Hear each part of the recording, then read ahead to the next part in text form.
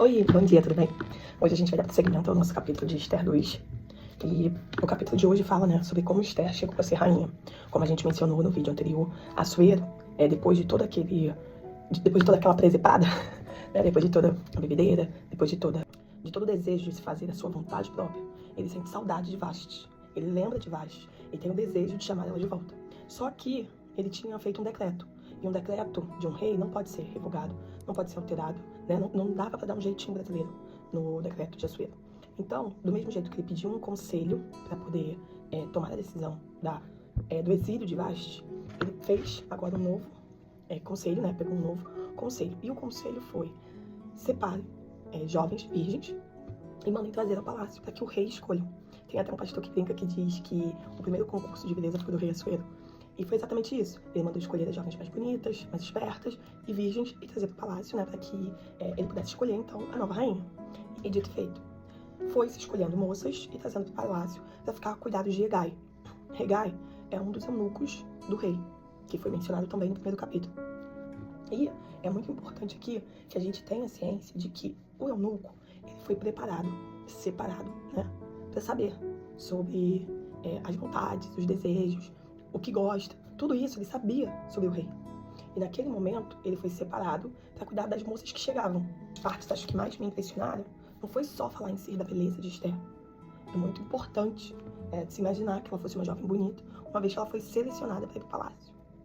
Mas aqui a gente está vendo que também é uma coisa muito interessante, que é uma jovem judia, órfã, que está num exílio, porque ela está ali no reinado de Xerxes, devido o povo ter sido conquistado e eles estarem ali.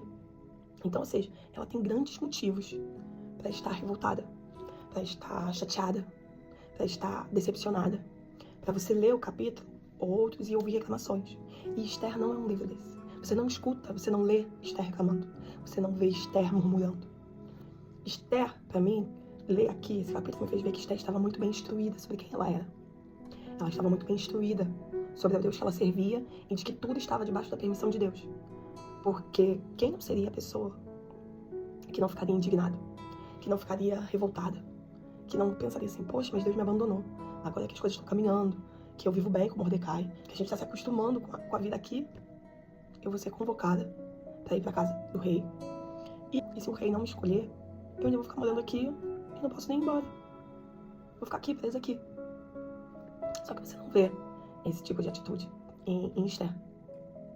Você vê uma jovem que, assim que chega no palácio, consegue alcançar o favor diante de Hegai.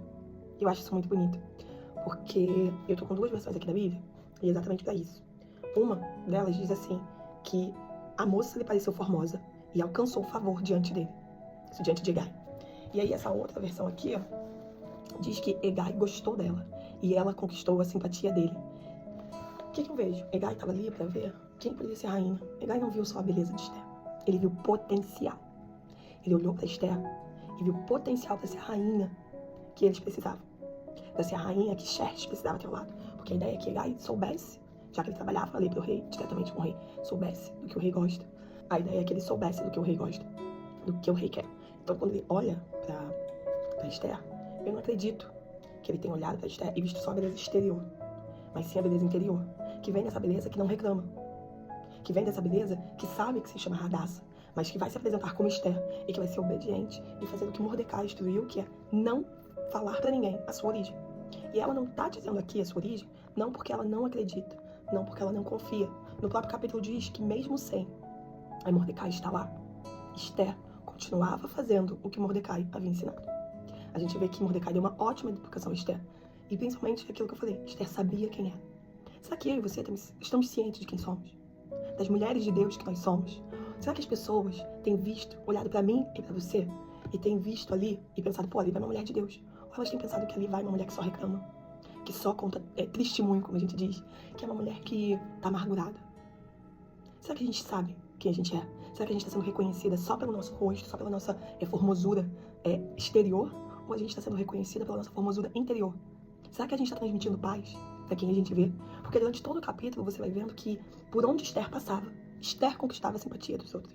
E você só conquista a simpatia dos outros quando você está bem consigo mesmo. Quando você se ama. E acho que essa é uma das partes mais importantes de Esther. Ficou muito claro pra mim que Esther sabia quem era. Esther sabia o que Deus tinha pra ela, mesmo sem ter ciência do que era que Deus tinha. Mas ela tinha ciência de que estava tudo dentro do controle de Deus. E muitas vezes você, esquecemos que tudo está no controle de Deus. Quem manda na minha vida, quem manda na sua, é Deus. E se está acontecendo a situação de forma difícil, porque se você parar para analisar o que está acontecendo na vida de Esther, ela tem todos os motivos para reclamar. Ela tem todos os motivos para dizer assim, meu Deus, o que está acontecendo? O Senhor não me ama, o Senhor me odeia. E você não vê isso. Você vê Esther sendo abençoada. Esther mesmo dentro do palácio, obedecendo a Mordecai. Esther sendo agraciada, né? E aí, durante o capítulo, você vai vendo também que chega um certo momento, né? Elas têm que ficar um tempo ali de preparação até ir ao rei. E depois que elas, do tempo de preparação, elas são convocadas para ir ter uma noite com o rei, né? Para conhecer o rei, para o rei conhecer elas. E diz aqui que, para você ver como Esther é obediente, que Esther só fez o que Hegai aconselhou. E é por isso que eu tô deixando claro para você que Hegai sabia o que o rei queria. Hegai tinha ciência, né, do que o rei estava procurando. Ele tinha uma leve noção do que o rei estava procurando, uma vez que ele conhecia o rei. E mais importante para mim também nesse capítulo, que é o versículo 18. Depois que Esther conhece Xerxes, e ele a escolhe. E aí aqui diz que ele gostou dela mais do que de qualquer outra moça. E ela conquistou a simpatia e a admiração dele. Admiração é um sentimento talvez mais importante até do que o próprio amor. Porque quando você vai admirando uma pessoa, né, normalmente é mais fácil de você amar aquela pessoa quando você admira ela. Porque uma pessoa que te admira, ela te respeita. Ela quer ouvir a tua opinião. E isso pra mim ficou muito... frisou de uma forma muito importante de que pra você ver um rei, e por isso que eu falo pra você, não era só a beleza exterior de Esther, que era à vista, mas é interior. Porque aqui diz que o rei se admirou dela, né? Ele ficou admirado com ela. No próximo versículo, diz que ele escolheu ela.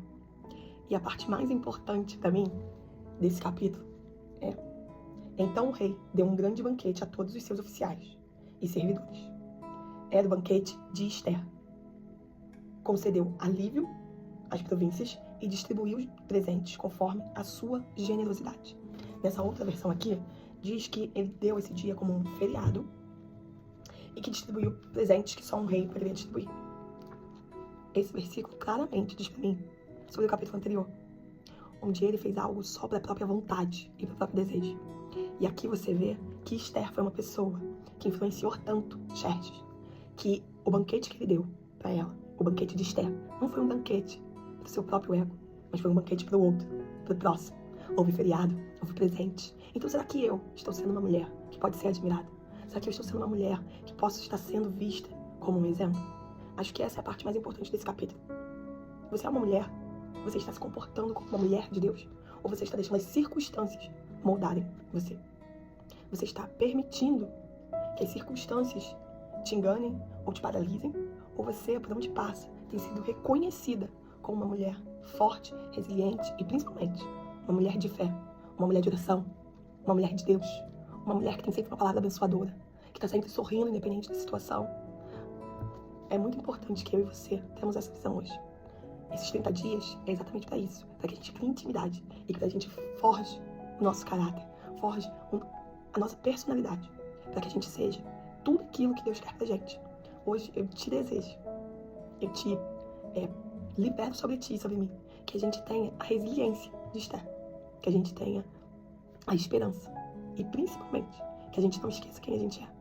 Porque durante o tempo, durante os anos e aqui em Esther, a gente vai ver que isso pode acontecer às vezes, a gente acaba se perdendo, se esquecendo de quem somos.